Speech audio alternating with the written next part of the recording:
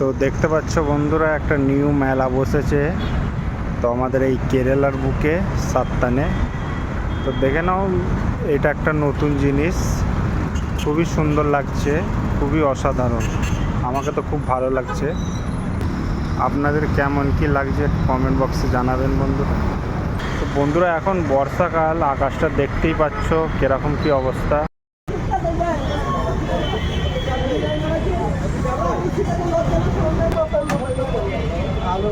দোকান করো